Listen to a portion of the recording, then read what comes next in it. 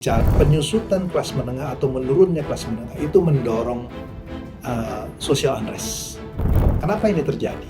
Karena pertumbuhan ekonomi mungkin 15 tahun terakhir atau 10 tahun terakhir at least itu tidak menciptakan lapangan kerja formal, tapi yang tercipta adalah lapangan kerja informal.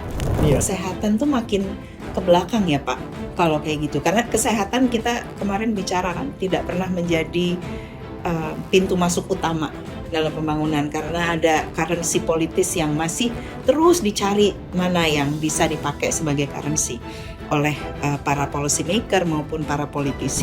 Fiskal kita tuh problem sekarang dalam arti kata kalau harga minyaknya naik itu ruangnya nggak banyak. Jadi pemerintah ini butuh sesuatu yang bisa efisien.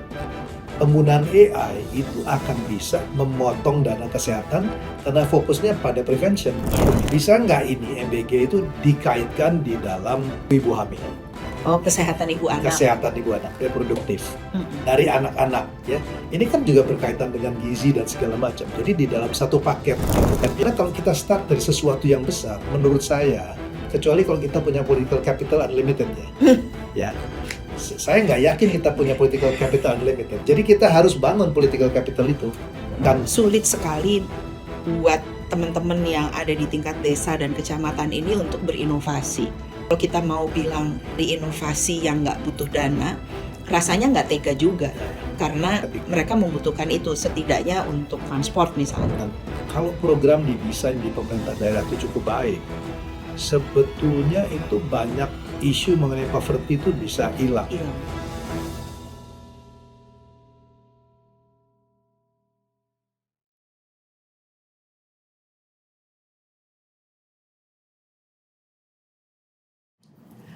Halo semua teman CISDI, episode Setara Talks kali ini sedikit berbeda dan spesial karena kali ini tapingnya dilakukan agak jauh sedikit dari Jakarta, di mana tempat kita biasa melakukan taping untuk podcast Setara Talks.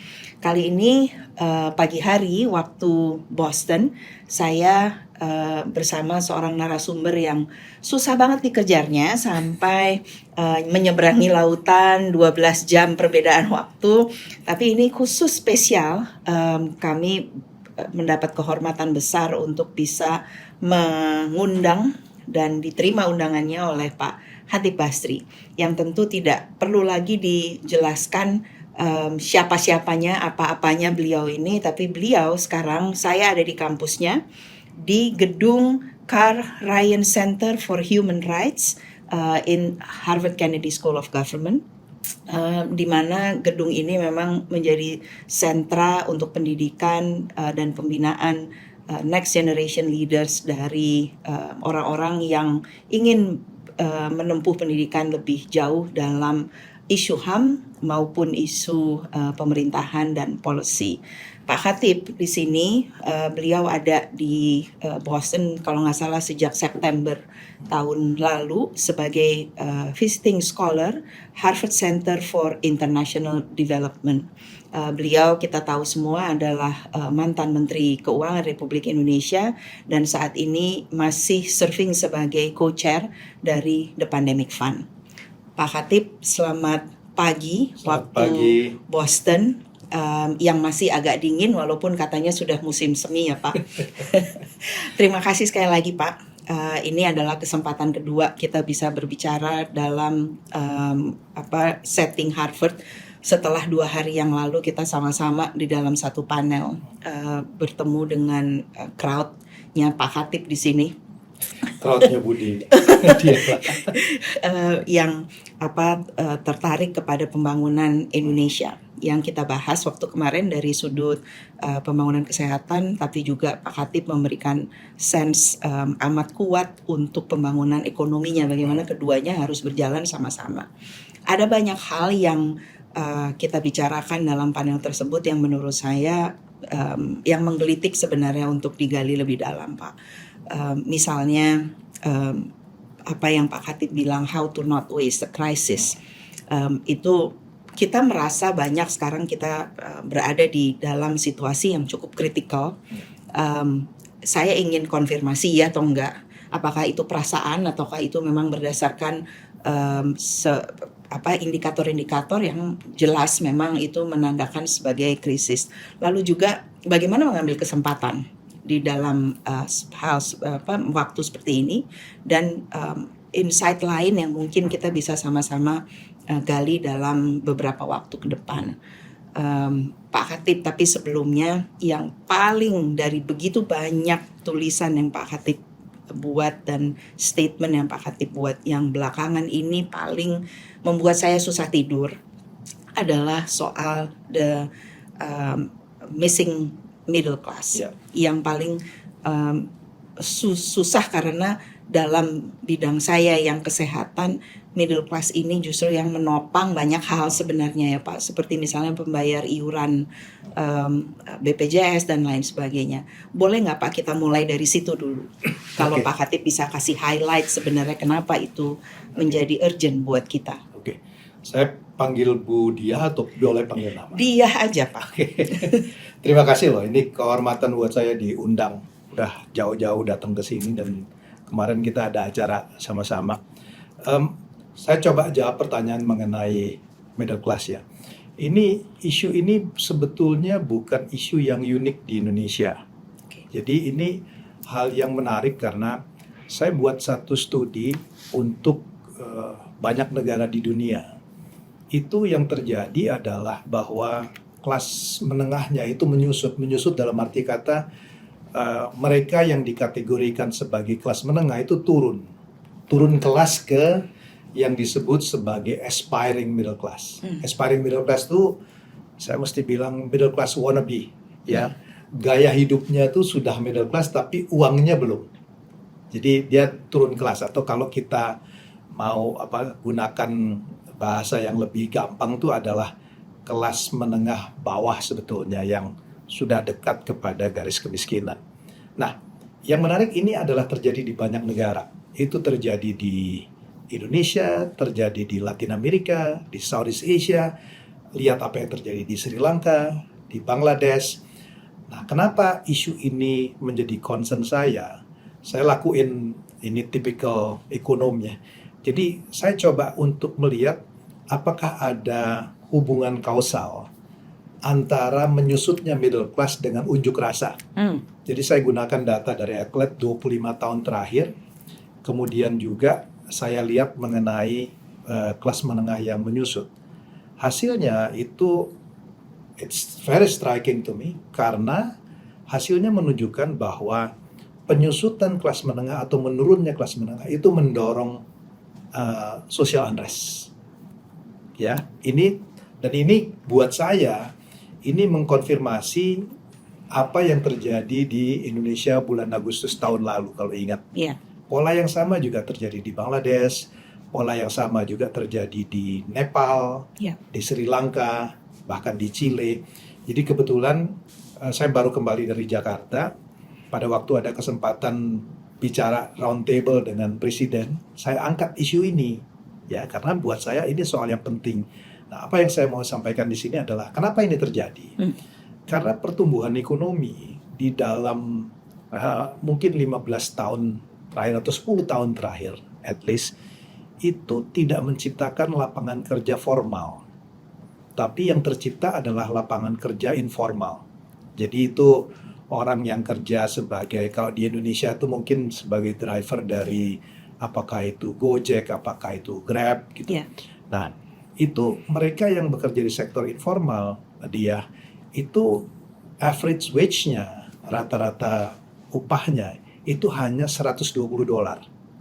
Jadi bahkan di bawah upah minimum. Nah, yang jadi masalah adalah mereka yang masuk di sektor informal ini dengan upah $120 bukan kelompok yang miskin. Karena garis kemiskinan kita itu sekitar 500.000. Ya kan? Jadi kalau orang $120 ya dia nggak termasuk miskin lah, dia way above the poverty line. Artinya mereka itu tidak eligible untuk dapat social protection. Jadi dia nggak dapat yang tadi bicara mengenai perlindungan sosial PBI, iuran. Dia harus bayar, ya. Tapi bayangkan bahwa upahnya begitu rendah. Mereka bayar pajak, mereka tidak eligible untuk fasilitas pemerintah. ya. Dan kelompok yang middle class ini itu berbeda dengan the poorest, itu adalah banyak dari mereka yang educated. Ya. Pendidikannya apakah itu SMA, apakah diploma, atau bahkan universitas. Nah, ini juga tercermin dari bahwa tingkat pengangguran kita betul turun ya. Ya. Tetapi yang terjadi adalah yang bisa bekerja itu mereka yang tingkat pendidikannya itu SMP ke bawah. Kenapa? Karena mereka yang tingkat pendidikannya SMP ke bawah itu reservation wage-nya itu rendah. Rendah. Ya. Jadi kalau dikasih kerjaan apa aja mereka mau terima. Ya. Tapi mereka yang tamat SMA, universitas, kalau disuruh misalnya jadi driver untuk ojek online, belum tentu mereka mau terima. Ya. Mereka akan berpikir untuk menganggur. Sehingga ini yang menjelaskan mengenai educated unemployment kita tinggi. Youth unemployment kita tinggi.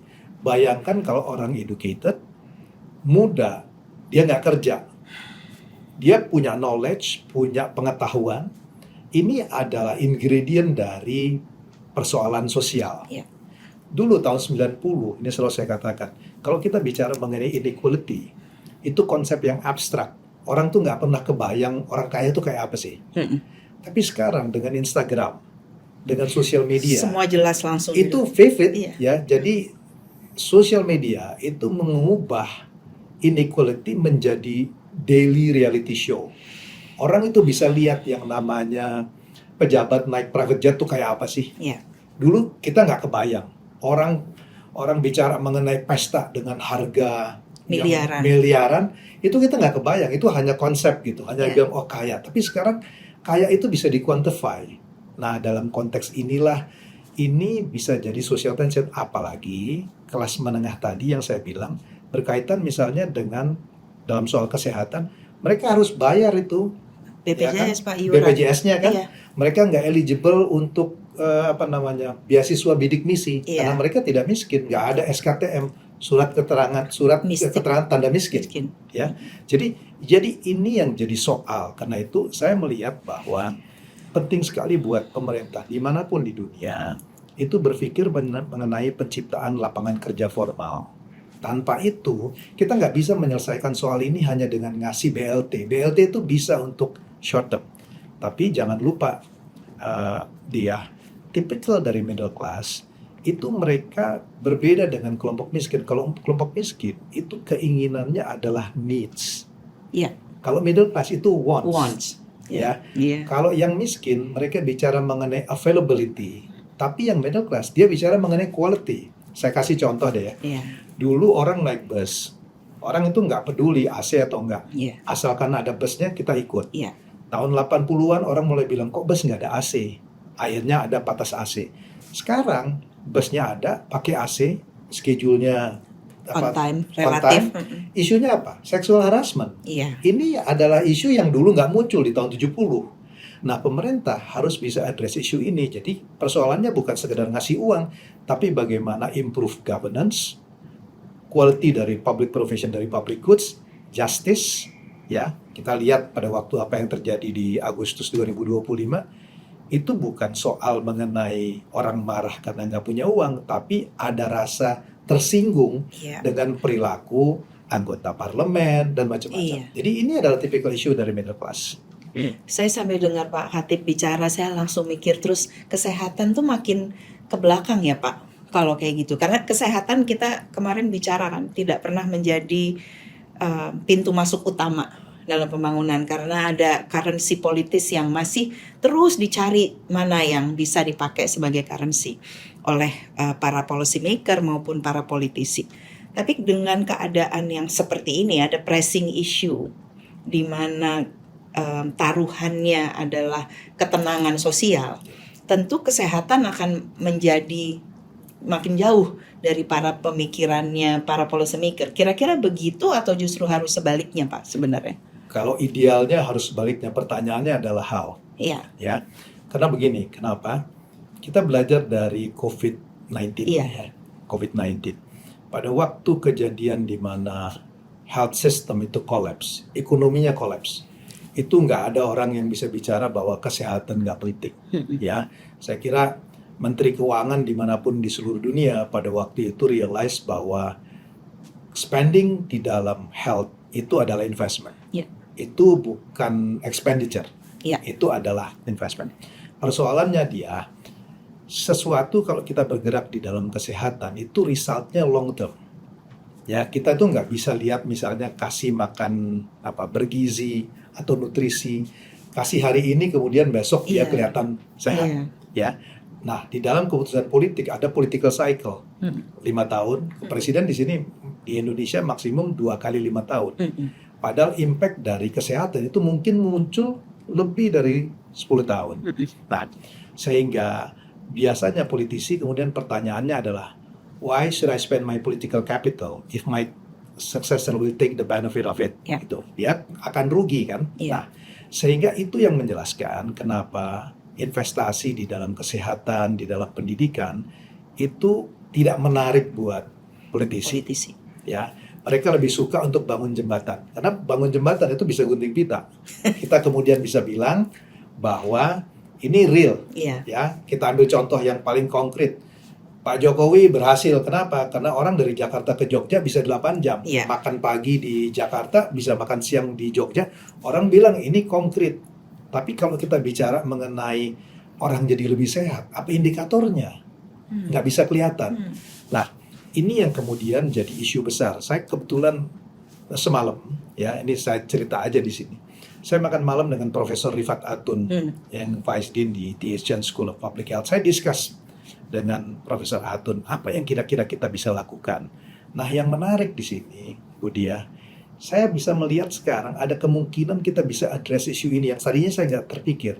Itu adalah teknologi. Sebagai enabler jadinya dipakainya. Sebagai enabler. Saya kasih contoh misalnya ya. Dengan perkembangan ini 1 hari di Indonesia saya kira kita mesti lakukan. Dengan perkembangan AI. Ya. Ya, diagnosa itu akan semakin akurat. Ya. Kemudian bisa diciptakan, misalnya kita bicara waktu itu ada apps yang kalau orang sakit tertentu dia bisa refer rumah sakit mana yang paling dekat dengan tempat dia, dokternya siapa. Ini adalah sesuatu yang buat orang itu relate, dia merasa itu ada manfaatnya. Kalau kita bikin sesuatu yang relate pada orang, maka secara tidak langsung itu kita membuat konstituen dari program kita. Ya, ingat pada waktu Pak Yonan, saya cerita sedikit ya, Pak Yonan membatalkan Gojek dengan Grab karena kita nggak kenal kendaraan penumpang sepeda motor. Yang terjadi adalah orang protes. Jam 12 siang Presiden Jokowi membatalkan keputusan Menteri Perhubungan. Kenapa? Konstituennya besar. Nah, bisa dibayangkan kalau misalnya orang merasakan manfaatnya dari diagnosa, dari early detection, ya orang bisa merasakan manfaatnya. Dia akan create konstituen. Kalau dia akan create konstituen, politisi itu sangat opportunistic. Dia tahu ini penting, maka dia akan kemudian perhatikan. Jadi saya melihat memang harus ada entry point yang kita bisa gunakan, misalnya dengan sesuatu yang jangka pendek, apakah itu bentuknya teknologi, ya bisa saya bayangkan misalnya, kalau misalnya early detection bisa dilakukan dengan AI, kita bisa adopt gitu, orang bisa lakukan merasakan manfaatnya. Maka sebetulnya orang melihat bahwa program kesehatan ini bermanfaat. Jadi kalau pemerintah tidak address isu itu, maka mereka akan kehilangan suaranya. Iya. Jadi mau nggak mau, maka politisi akan melihat bahwa ini sesuatu yang harus diadres segera. Oke. Saya soal AI, Pak. Sekarang kita ada di lingkungan. Saya boleh sambil minum ya? Silakan, Pak. Kita ada di lingkungan yang amat sangat optimis bahwa ke depan ini nanti kita akan banyak sekali opportunities yang berkaitan dengan AI. Dan pemakaian AI di layanan kesehatan primer itu sekarang lagi digiatkan, Pak.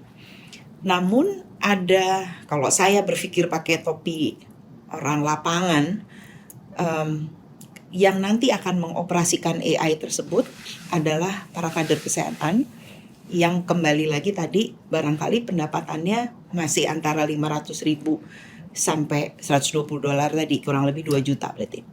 Dengan tingkat pendidikan yang mungkin kurang atau tidak cukup, bukan di level lulus SMA mungkin juga. Gimana kita membangun jembatan itu kalau tadi memang Pak Khatib bilang butuh sesuatu yang cepat sebagai enabler. Secepat-cepatnya kalau pakai AI itu tetap harus ada waktu untuk absorb teknologi tersebut dan kemudian dipakai dengan tepat ya dan bertanggung jawab. Itu yang saya pakai kacamata, dan pertanyaan ini benar-benar pertanyaan yang saya nggak tahu jawabannya, karena di satu sisi kita butuh untuk segera pakai itu dengan apapun yang kita punya diberikan konteks AI supaya kita bisa cepat replikasinya, tapi di sisi lain apakah manusianya siap atau tidak untuk pakai itu? Oke. Saya coba jawab ya. Ini pertanyaan yang susah. Saya melihatnya begini. Apakah itu teknologi bentuknya AI atau apa? Ini bukan pertama kali di dalam sejarah. Ya, ingat dia di dalam Industrial Revolution dulu juga orang berpikir bahwa itu yang namanya pekerja itu akan hilang. Makanya muncul ide-ide dari Marx dengan segala macam ya, karena mereka melihat bahwa Industrial Revolution ini buruh akan digantikan oleh mesin. Faktanya nggak terjadi itu. Ya, yang terjadi adalah di dalam periode jangka pendek memang ada tekanan di dalam buruh, tetapi kemudian mereka catch up. Nah, saya juga melihat bahwa hal yang sama akan terjadi. Apa itu? Ini yang saya sebut sebagai redefinition of job. Jadi yang namanya nurse, medical doctor, itu pekerjaannya akan tetap ada, tapi skill setnya beda. Kalau dulu dia lakukan surgery dengan tangan, sekarang dia harus operate mesin. Nah, pertanyaannya adalah bagaimana mereka bisa operate mesin. Saya melihat ya, kalau dalam pandangan saya, ini agak sulit untuk mengharapkan bahwa pemerintah lakukan training. Karena apa? Karena pemerintah mungkin punya keterbatasan di dalam alat, di dalam pengalaman lapangan, dan sebagainya. Maka saya ingat dulu ya, di tahun 80, sebagian besar bankers Indonesia itu adalah tamatan Citibank.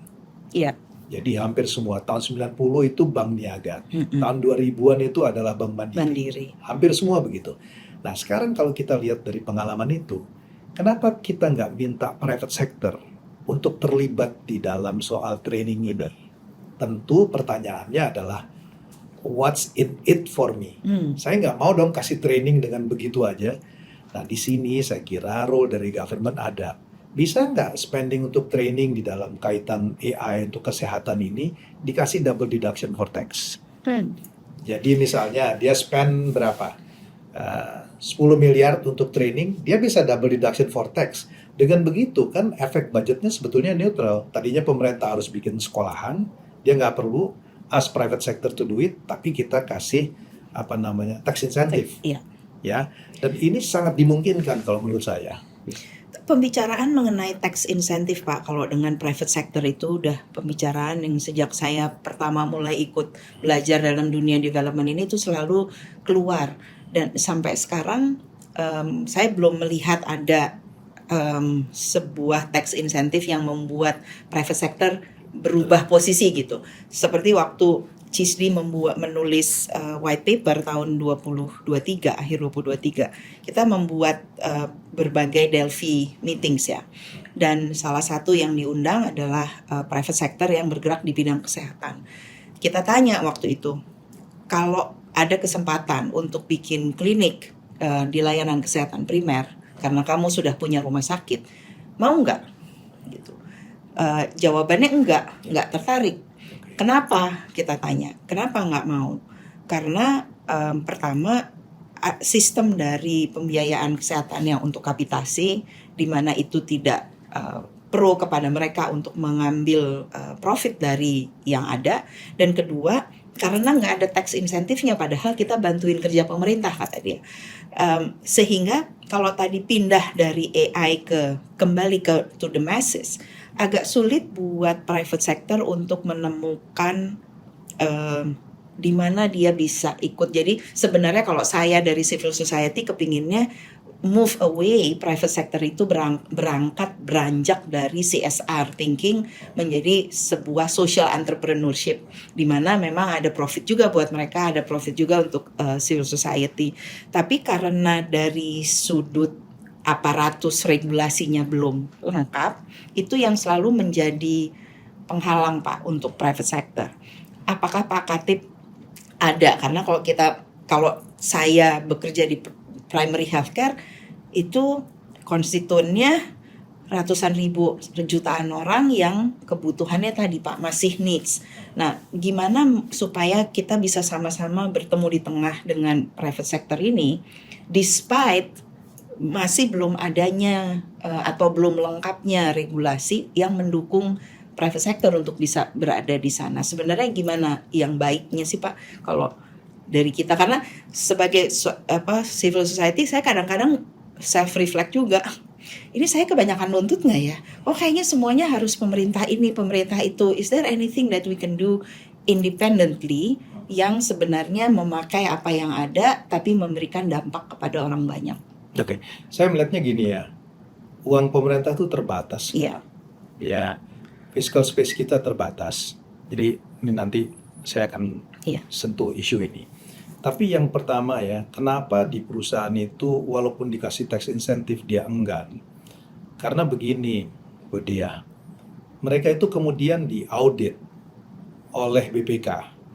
Dan kalau kemudian berkaitan dengan uang negara, resikonya itu nanti pidana, state loss, segala macam.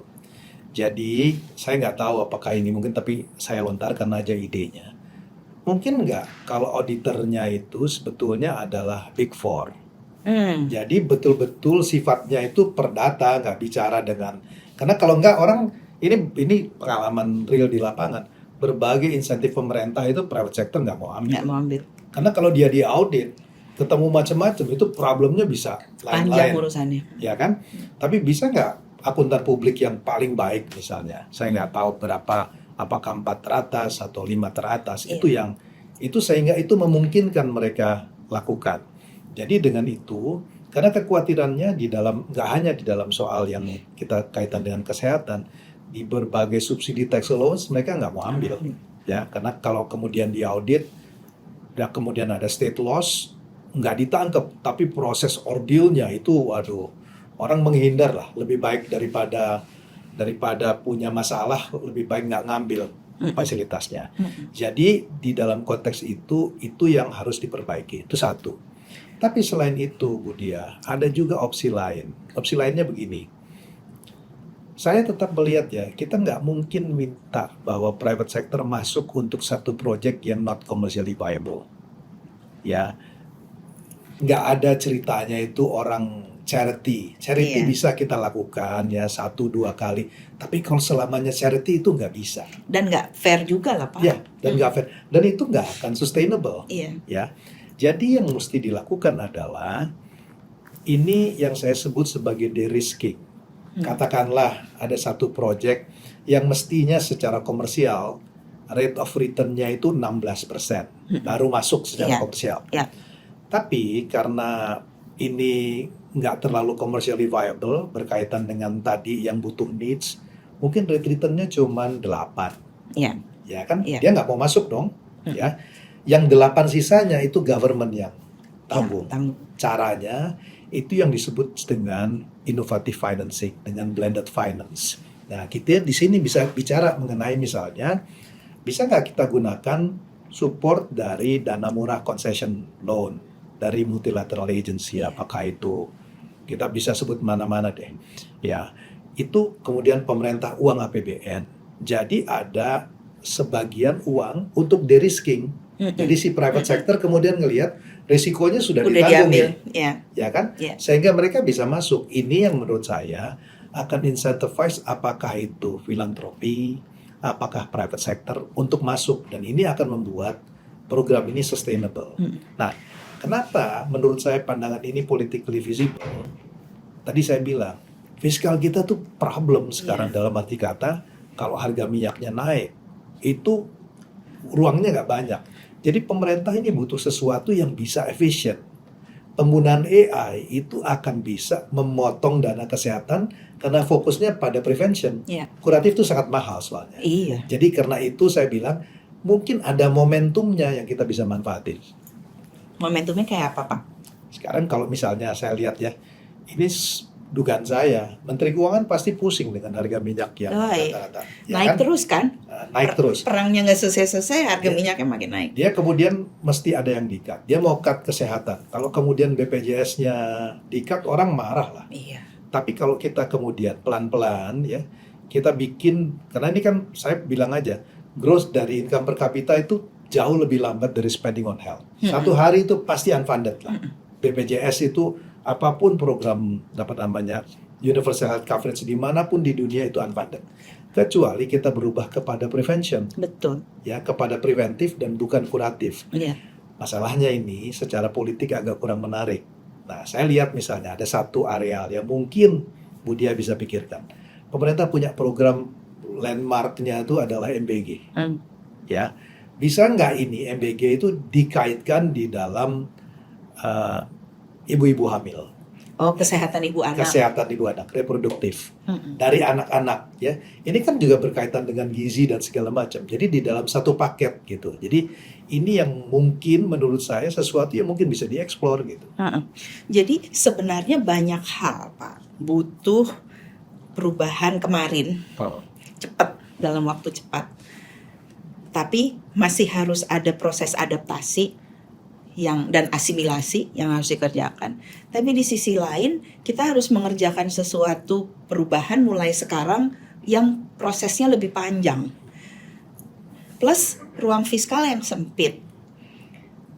Saya benar-benar bingung dan bertanya sungguhan, dari mana harus mulainya? Karena kayak jangka pendek harus, jangka panjang harus, uangnya nggak segitunya, nggak mencukupi untuk apa yang harusnya dibutuhkan. Sementara private sector juga belum cukup di build kapasitinya untuk bisa menerima program-program seperti itu. Pemerintah juga belum di build. Jadi kita harus mulai dari mana, Pak? Dan apakah balik lagi ke pertanyaan yang tadi awal, apakah ini berarti krisis kah atau belum? Oke, saya jawab dulu. Kalau krisis rasanya enggak. Oke. Tapi kalau tidak dilakukan, diantisipasi dengan baik, kita bisa kepada krisis. Nah, sekarang situasinya enggak. Dan mestinya bisa di-manage. Saya coba jawab pertanyaan Bu Diah ya. Karena begini, pada akhirnya isunya itu bukan soal ide. Ya, saya selalu quote Jean-Claude Juncker. Itu dia bilang, we all know what to do, we just don't know how to get re-elected after we've done it. Jadi persoalannya itu adalah di dalam eksekusi. Nah, saya mungkin share sedikit, Bu Diah ya. Kadang-kadang kalau kita mendesain satu program, kita tuh berpikirnya uphill battle. Iya. Ya, jadi sesuatu yang luar biasa. Pengalaman saya di government, I'm humble by the political reality. Kadang-kadang reform itu bisa dimulai dari hal yang kecil. Ya, saya kasih contoh. Pada waktu saya kepala BKPM, saya nggak punya uang. Staff saya hanya 500 orang. Budget kita itu nggak nyampe 1 triliun, hanya 500 miliar. Powernya nggak ada. Tapi presiden pada waktu itu minta harus attract foreign investment. Pikiran saya yang pertama adalah apa yang saya bisa lakukan yang tidak membutuhkan dukungan politik ada di bawah otoritas saya dan saya bisa lakukan immediate. Saya langsung berpikir, investor itu butuh informasi. Saya cek website saya nggak ngerti itu website BKPM apa yang ditulis. Semuanya ada, nggak urut. Saya panggil kemudian staff saya bilang, Anda pernah booking hotel nggak? Mereka bilang, iya. Kamu kalau booking hotel butuh konsultan nggak? Enggak, dia bilang. Kenapa? Gampang. Nah, bisa nggak kita bikin proses itu? Seperti orang bikin booking hotel gitu loh, nggak perlu konsultan. Sederhana prosesnya. Jadi saya bilang kita mesti betulin website dulu. Orang mungkin ketawa, reform dimulai dari website. Tapi saya nggak perlu approval presiden betulin website. Saya nggak perlu ke DPR betulin website. Terus saya bilang, betulin website.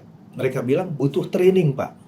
Butuh budget. Saya nggak punya uang. Saya bilang gini, pergi ke AFC.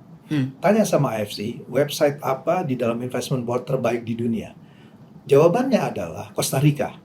Saya kaget pada waktu itu. Terus saya bilang, mulai sekarang, coba lihat website Costa Rica, rubah namanya jadi Indonesia, rubah petanya, rubah numbernya.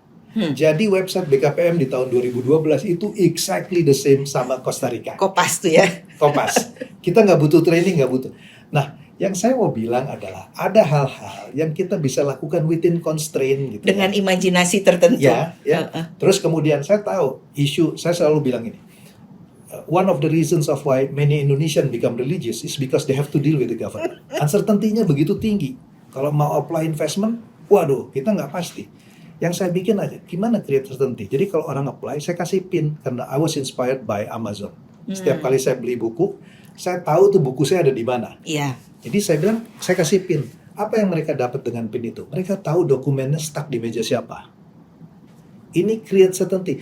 Itu yang kemudian membuat trust-nya muncul. Jadi, kembali ke pertanyaan Budia, ini saya cerita panjang lebar tentang yang lain. Kita bisa gunakan metode itu sebetulnya.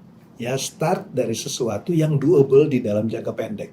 Apa itu? Yang paling visible. And within your own control. Exactly. Kalau kita bikin kuadran tuh, kuadran satu yang paling visible dan paling gampang. Jadi jangan berpikir reform yang luar biasa susahnya. Sesuatu yang doable seketika dan marginal gain-nya paling tinggi. Itu yang di-identify. Nanti kalau orang kemudian merasa, oh iya ada manfaatnya. You start to gain the political trust. Once you get the political support, you move to the more complex and difficult issue. Jadi create a success story, bikin orang merasa ada manfaatnya, baru. Karena kalau kita start dari sesuatu yang besar, menurut saya, kecuali kalau kita punya political capital unlimited ya. Saya nggak yakin kita punya political capital unlimited. Jadi kita harus bangun political capital itu. Dan dengan cara-cara yang sebenarnya incremental steps. Betul. Yang bisa kita capai dengan lebih realistis ya Pak ya. Makanya termasuk di hal-hal yang kita pikir out of our reach. Makanya saya bilang ya, dengan ini teman-teman di NGO itu orang merasakan manfaatnya loh. Mereka bisa dapat political support. Jadi langkah-langkah kayak gitu yang kadang-kadang orang bilang ngapain sih lakuin? Semuanya kan berpikirnya mau yang besar ya. Iya. Let's start with something within your control di otoritasnya, kemudian bisa punya impact. Iya. Semoga memang begitu ya Pak, langkah-langkah selanjutnya dari teman-teman masyarakat sipil dan bekerja sama dengan private sector maupun dengan institusi akademis. Karena saya 11 tahun mengerjakan CISD ini, saya jarang-jarang kalau mau pergi ditangisin orang Pak. Kecuali kalau mau pergi dari satu lokasinya CISD. Biasanya itu punya konstituen namanya. Kita ternyata selama di sini gitu ya, I found the reason to why I do what I do, karena ternyata membawa manfaat untuk banyak orang. Tapi kadang-kadang tuh ngerasanya tetap masih kecil karena ya cuman satu kota, ya cuman 2 kota, itu nggak apa-apa ya Pak kalau kayak gitu. Kalau menurut saya daripada nggak sama sekali. Kalau menurut saya, karena kalau sesuatu yang berhasil, kemudian dia harus direplicate di tempat lain. Saya cerita deh, contohnya yang namanya Kecamatan Development Program, Community Development.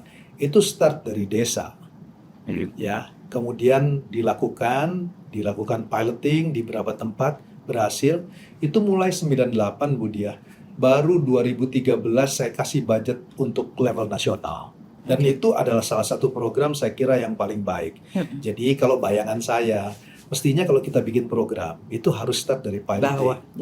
Di-evaluate, hasilnya apa, di-adapt, lakukan lagi piloting. Setelah semuanya beres, baru itu di-launch pada national level. Betul. Karena nggak ada kebijakan, dia one size fits all. Apalagi negara kayak Indonesia yang sangat heterogen. Nggak mungkin kita bikin tuh one size fits all, tuh nggak mungkin. Iya. Tapi gimana Pak mengubah? Saya tadinya nggak mau nanya ini, tapi karena Pak Khatib ngomong begitu, jadi saya kepancing untuk nanya. Gimana mengubah sesuatu yang udah terlanjur nasional Pak, untuk bisa back to the drawing board, menjadi nyusun ulangnya gitu kan? Ini nggak gampang ya. Kita juga harus berpikirnya begini, secara psikologisnya gini. Itu mungkin kalau udah jadi nasional harus ada champion-champion di tempat tertentu sehingga ada kompetisinya nanti. Jadi ada program yang skalanya udah nasional mungkin, tapi mungkin belum tentu di semua tempat tuh berhasil. Tapi kalau ada satu tempat tertentu yang orang bilang, wah ini bermanfaat. Kok, ya. Saya kasih contoh deh ya. MBG, Mm-mm. ya, dibikin nasional. Tapi kalau ada di daerah tertentu orang bilang, oh ini makanannya enak, gizinya tertentu. Ini kita create competition untuk ke arah perbaikan. Itu yang mungkin bisa dilakukan. Masih bisa dilakukan itu. Jadi tetap harus ada celah itu terus ya. Ya. Nah, going back to your point tentang membangun dari desa dan kecamatan. CISDI dari awal kami berdiri selalu pendekatannya dari sana. Jadi kita masuk dari tingkat kecamatan, sekarang kita udah ada di tingkat desa, jadi dari puskesmas dan ke pustu. Yang saya lihat beberapa setahun belakangan ini, makin lama resources yang ada di daerah, di tingkat desa maupun kecamatan itu makin menipis, Pak, makin nggak ada. Mungkin ini nyambung dengan tadi Pak Khatib bilang tentang fiscal space kita yang makin lama makin sempit. Baru 2 mingguan yang lalu ya, persis sebelum Idul Fitri, kami melakukan sebuah workshop di area Tegal dan Brebes, di mana kita mendapat insight bahwa sulit sekali buat teman-teman yang ada di tingkat desa dan kecamatan ini untuk berinovasi. Kalau kita mau bilang cari inovasi yang nggak butuh dana, rasanya nggak tega juga, karena mereka membutuhkan itu setidaknya untuk transport misalnya, dan untuk mengumpulkan beberapa pihak itu kan tetap harus ada sedikit dana. Tapi untuk itu pun udah nggak mungkin.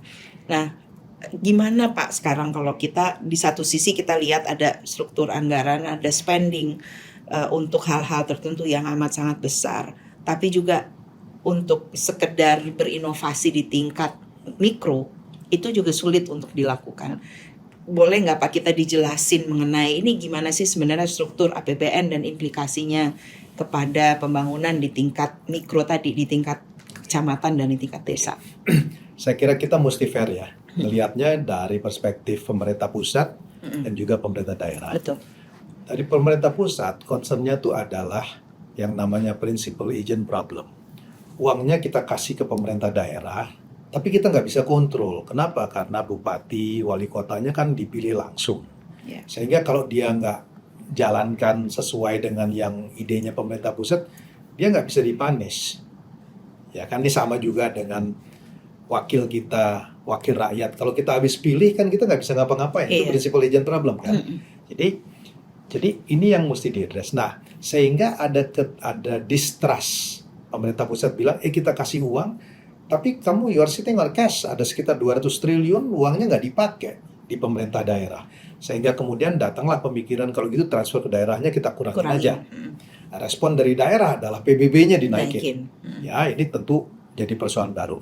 Nah, saya melihat, saya selalu tuh berpikir begini, kalau itu ada persoalan, let's work within constraint gitu. Dengan constraint yang ada, apa yang tetap bisa dilakukan?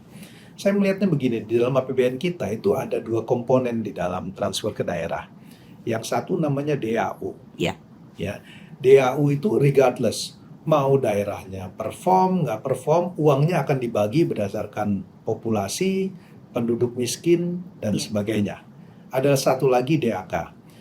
Kenapa kita harus lihat dari perspektif pemerintah pusat juga? Terus terang, Bu Diah ya, kalau program didesain di pemerintah daerah itu cukup baik, sebetulnya itu banyak isu mengenai poverty itu bisa hilang. Beberapa daerah ya bisa kalau kita bagi aja dana yang dibagi bagi jumlah penduduknya itu di atas poverty line. Ya. Persoalannya adalah desainnya. Nah, sekarang pertanyaannya adalah gini. Bagaimana saya selalu percaya people respond to incentive. How to incentivize local government untuk datang dengan satu program yang baik. Caranya adalah, kalau menurut saya, sekarang tuh porsi DAU itu paling besar. Di samping DAU ada program yang namanya DAK, dana alokasi khusus. Persoalannya adalah dana alokasi khusus ini porsinya kecil. Jadi kalau dipakai sebagai hukuman nggak terasa di daerah, karena dia dapat DAU. Bayangkan Bu Dia, seandainya DAK-nya yang besar, DAU-nya lebih kecil, kemudian dipakai ini sebagai sistem. Kalau kamu lakuin sesuatu dalam kesehatan, saya tambah DAK-nya. Jadi mau nggak mau, ini DAK-nya bisa berubah menjadi carrot and stick. Jadi kalau di satu daerah dia bisa bikin investment climate yang baik, dia dapat additional. Kalau penduduknya sehat, dia bisa dapat additional. Jadi instrumen ini yang bisa digunakan sehingga kemudian orang-orang di daerah itu juga berpikir, saya ada insentif untuk dapat uang lebih besar, tapi saya mesti perform. Nah, ini yang bayangan saya, mungkin eksperimen di dalam hal ini mesti dilakukan. Sekali lagi, di dalam policy itu nggak ada yang sekali dibuat langsung jadi. Kan? Ya. Jadi kita mesti coba lakukan eksperimen, dari kesalahan itu kemudian kita desain program. Tapi dimungkinkan nggak sih Pak dengan keberagamannya Indonesia ya? Ada daerah tertentu yang begini gitu polisinya X, daerah tertentu yang polisinya Y. Keberagaman dalam polisi. Kalau dengan DAK boleh. Oh boleh ya Pak? Dengan DAK boleh. Yang nggak boleh itu disentuh adalah DAU. Okay. Nah, jadi sebetulnya porsi DAK-nya aja dibesarin. Jadi misalnya ada satu daerah yang penduduk miskinnya tinggi, harus DAK mengenai anti kemiskinan dibesarin di situ. Ya, di tempat lain isunya mungkin mengenai investment climate. Itu yang dibesarin, atau daerah yang stunting misalnya. Ya, itu yang harus dinaikin, yang program-program gizi di DAK. Oke, jadi itu sebenarnya ide yang mungkin kita bisa olah dalam riset-riset yang tentang health financing ya, Pak ya. Nah, kita sekarang kan ada di settingan kampus yang supposedly atau yang dilihat oleh dunia ini sebagai salah satu yang terbaik di sini dan di dunia. Kalau Pak Khatib diberi ruang untuk riset intersection antara kesehatan, health financing, policy making, apa advice yang Pak Khatib bisa berikan? Bagus nih area ini yang harusnya diteliti supaya bisa membawa perbaikan, karena banyak kan tadi kebutuhan dari perbaikan policy. Saya tuh sejak COVID pikiran saya berubah. ya. Karena saya kemudian lihat, ini saya ngomong dari perspektif financing ya. Ya. A good health policy is a good fiscal policy. Dulu orang itu terbalik ya. Kalau kita fiskalnya kuat, nanti masalah kesehatannya kita bisa address. Saya pikir terbalik. Gimana kita bisa mendesain satu program kesehatan yang baik sehingga itu implikasinya adalah implikasi fiskalnya itu ringan. Nah, ini kembali lagi saya bilang ya. Coba kita pikirin inovasi apa. Saya tetap di dalam tema besar, fokus kepada prevention, primary healthcare ya, dari dibanding dengan kuratif. Apa kira-kira inovasi yang bisa dilakukan di sini ya, berkaitan dengan itu. Saya terus terang aja, misalnya rada technical. Sekarang sistem insentif yang ada di puskesmas dengan di rumah sakit itu menurut saya terbalik, salah. Dipakai referral kan. Jadi orang datang ke primary healthcare puskesmas, dia nggak bisa atasi mengenai apa ya, hipertensi. Padahal harusnya mengatasi 144 penyakit ya, kan? Di puskesmas ya. Kalau dia kemudian refer ke sana, dia dianggap nggak perform. Iya. Sementara di rumah sakit itu base-nya ada, perhitungannya adalah berdasarkan dengan case. Jadi kalau orang masuk ke sana dia makin happy kan? Iya. Ya kan? Ini kan terbalik sebetulnya. Ya, jadi orang di-penalize karena dia memang nggak punya kapasitas, dia bilang dia jadi referral ke sana. Ya. Sehingga kalau kemudian nih misalnya studi untuk sistem insentif ini ya dirubah. Kemudian juga di dalam misalnya prevention, apa sih yang kita bisa lakukan? Tadi kita ngomong mengenai AI. Ya, Indonesia itu negara arkipelago, kepulauan. Nggak semua orang bisa pergi ke rumah sakit. Telemedicine bisa nggak dilakukan sehingga orang tuh nggak perlu. Jadi misalnya saya kasih contoh ini, ngobrol dengan Profesor Atun kemarin. X-ray, kalau dia normal, dia nggak perlu ke radiologisnya, dilakukan oleh AI. Hanya yang abnormal, sehingga kebutuhan dokternya jadi lebih kecil. Kan? Ya, cost-nya jadi lebih kecil. Nah, hal-hal seperti itu yang menurut saya itu bisa, ruangnya itu sangat besar. Satu, ya, kalau kita masuk kepada teknologi, tentu kita harus bikin building local capacity. Karena kalau enggak, kita akan tergantung nanti dari sumber teknologinya dari mana. Sehingga tiap tahun kita harus bayar licensing tuh. Ya, sehingga kita juga harus lakukan. Jadi banyak area sebetulnya Budia yang kita coba lakukan. Saya tuh selalu berpikirnya gini, nggak usah berpikir yang besar deh. Apa yang bisa dilakukan segera dan punya dampak pada orang. Oke. Terakhir Pak Khatib ini banyak fansnya anak muda. Itu mungkin karena saya udah tua. Itu bukan saya yang bilang. Orang muda, profesional muda yang baru masuk ke dunia pekerjaan, baik yang business oriented maupun yang non profit oriented. Saya melihat di CISDI aja Pak. Saya yakin kalau taping kita ini ada di Jakarta, itu studio podcastnya udah penuh, pasti banyak yang mau nonton langsung. Tapi banyak pemikiran-pemikiran Pak Khatib yang bisa resonate dengan apa yang ada di kepalanya para profesional muda ini. Saya ingin tanya sama Pak Khatib sekarang, what would you say to them di dalam situasi di tengah dinamika yang serba nggak pasti?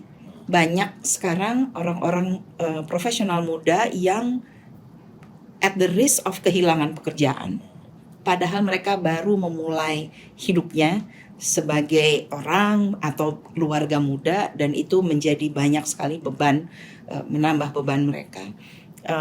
Ada yang mau sekolah lagi, tapi situasi geopolitik kemudian menghambat itu. Kayaknya tadinya dekat, ternyata jadi jauh lagi. Yang harusnya bisa promosi, bahkan mungkin perusahaannya, tempat bekerjanya gulung tikar. Di sektor saya aja Pak, dengan nggak adanya USAID lagi di kesehatan, banyak sekali orang-orang profesional yang sangat pintar, yang kalau saya buka job opening gitu untuk CISDI, itu yang masuk itu lulusan S3 dari luar negeri, peneliti yang segala macam, wah gitu, hebat banget, tapi they don't have jobs right now.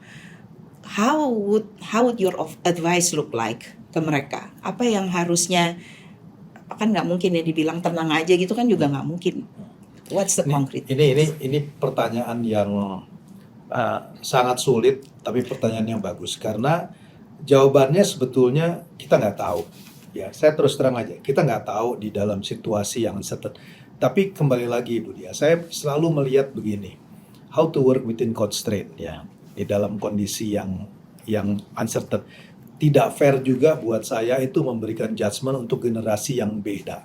Ya, kadang-kadang generasi saya tuh ngerasa waktu zaman kita tuh dulu juga susah, ya, masa kalian nggak bisa? Saya kira itu nggak fair juga. Jadi yang saya mau bilang di sini adalah, saya selalu percaya ya, bahwa di dalam hal-hal seperti itu selalu ada kesempatan-kesempatan muncul yang kita nggak pernah pikirkan sebelumnya. Satu hal, kalau saya boleh bilang, saya tuh selalu iri dengan anak-anak muda. Kenapa? Karena mereka itu punya satu hal yang saya nggak mungkin punya lagi, kemungkinan untuk gagal. Anak-anak umur 20, 25, 30, mereka bisa explore semua kemungkinan. Karena kalau dia fail, dia punya ruang untuk recover. Tapi kalau orang segenerasi saya, itu nggak ada lagi. Kita tuh nggak boleh lagi bikin kesalahan. Pada usia 40, you have to do something that you are good at it. Iya. Ya, nggak bisa. Tapi kalau anak-anak umur 20, 25, explore semua kemungkinan, do the impossible thing. Itu civilization. Ya, peradaban itu muncul karena anak-anak muda ini nggak wise. Tapi orang kayak saya nggak mungkin bisa merubah peradaban. Karena kita udah mulai berpikir, ini nggak mungkin. Yeah. Tapi sebuah peradaban itu selalu muncul dari anak-anak yang berpikir, kita coba yang nggak mungkin. Apa sih yang nggak mungkin? Apa yang nggak, do the impossible things. Kan? Inilah banyak sekali perubahan yang terjadi. Jadi saya melihat ya, situasi ini nggak mudah. Saya nggak punya advice yang bahwa kalian harus lakukan ini.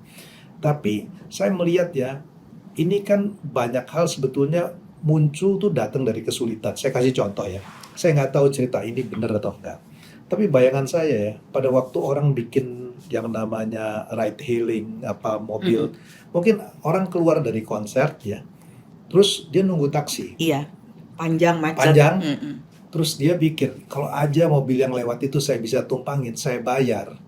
Soal saya selesai. Orang yang lewat itu orang ngantri nunggu taksi. Kalau dia mau naik mobil saya, asal dia bayar, saya oke. Itu, nah kemudian terjadilah kalau informasinya dibikin simetrik, soal itu solve. Yeah. Ini satu hal yang kita nggak pernah pikirin dulu sebelumnya. Saya bercanda ya, tapi ini bercanda tapi serius.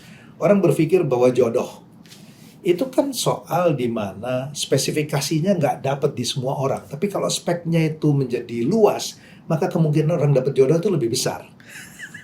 Ya, Udah nggak bisa relate ya Pak, Ya, udah ya. lewat. Ya. Jadi informasinya simetrik. Itu yang kemudian melahirkan berbagai apps yang namanya dating atau segala macam. Jadi saya melihat ya, persoalan-persoalan di mana ada kesulitan itu sebetulnya kalau kita cari solusinya itu penyelesaian. Saya kasih contoh nih satu. Ini saya pernah bilang sama salah satu pemilik dari retailing yang besar ya. Saya bilang, satu hari kamu harus bikin insurance. Kenapa? Dia bilang, karena kamu punya data siapa yang pesen makanan Padang setiap hari, makanan yang kolesterolnya tinggi, dari situ kamu bisa lakukan. Preminya yang tinggi siapa? Itu adalah bisnis baru saya bilang. Karena nggak semua orang punya datanya. Iya. Jadi kita mungkin bisa cari dari hal-hal seperti ini ya, yang disebut orang doing the impossible thing. Dan kalau anak muda, chance-nya untuk itu ada. Kenapa? Karena dia bisa afford untuk gagal. Tapi kalau orang kayak saya, Bu Dia, Kita udah lewat Pak. udah nggak bisa lagi. Nggak bisa lagi. Udah kebanyakan constraints-nya Ya, sampai betul. udah nggak bisa work within constraints.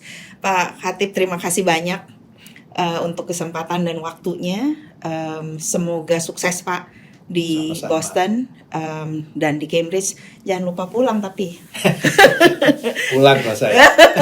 Dan mudah-mudahan ini 1 jam bersama Pak Khatib ini bisa terus ditonton, dipelajari dan direnungkan, karena tadi banyak sekali omongan-omongannya Pak Khatib yang menurut saya ini kayaknya harus diresapi lebih dalam lagi.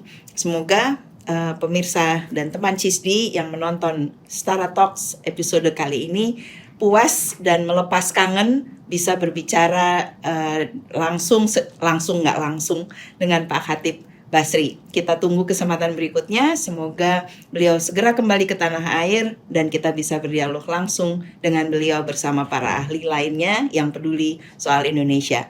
Saya Dia Satyani Saminarsi, pamit undur diri. Salam sehat, adil, setara.